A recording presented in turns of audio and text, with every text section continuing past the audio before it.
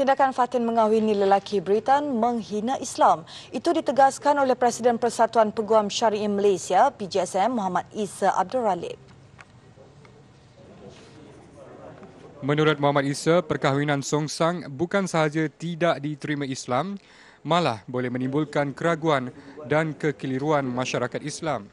Fatin seharusnya kembali ke Malaysia dan berbincang dengan pihak yang berkenaan bagi menyelesaikan isu perkahwinannya. Fatin kena menerima hakikat, iaitu bahawa dia adalah lelaki. Bila lelaki, tindakan dia berkahwin dengan lelaki adalah satu tindakan yang saya nyatakan tadi berlawanan hukum syarak. Yang kedua, berlawanan dengan moral dan tidak dapat diterima oleh mana-mana agama pun. Jadi dia harus sedar perkara tersebut. Ini kita bukan saja bercakap dalam soal kebebasan diri, tapi kita bercakap dalam isu tentang masyarakat, isu agama, yang Fatin kena sedar bahawa ini adalah melibatkan isu agama, isu moral dan isu masyarakat, bukan perasaan cinta dan sebagainya. Tambah beliau, sekiranya ada aduan dibuat kepada pihak penguasa agama negeri mengenai perkahwinan Fatin, maka tindakan boleh diambil mengikut enakmen Kesalahan Jenayah Syariah Negeri Selangor 1995 kerana menghina agama Islam. Sabit kesalahan, penjara 3 tahun atau denda RM5,000 atau kedua-duanya sekali. Namun begitu, jelas Muhammad Isa, golongan istimewa seperti Fatin wajar diberi peluang untuk kembali ke pangkal jalan. Seorang pendakwah bebas yang ditemui juga senada bahawa Fatin perlu diberi peluang untuk bertaubat.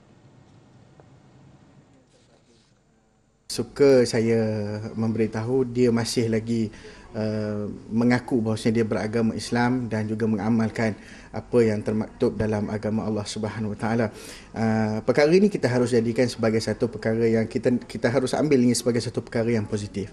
Apabila dia mengaku masih lagi Islam, maka ada lagi peluang untuk kita boleh mengajaknya kembali bertaubat kepada Allah Subhanahu Wa Taala. Masyarakat, kata beliau, seharusnya melihat kes Fatin sebagai ruang untuk memahami hukum Allah, bukan hanya melempar tohmahan.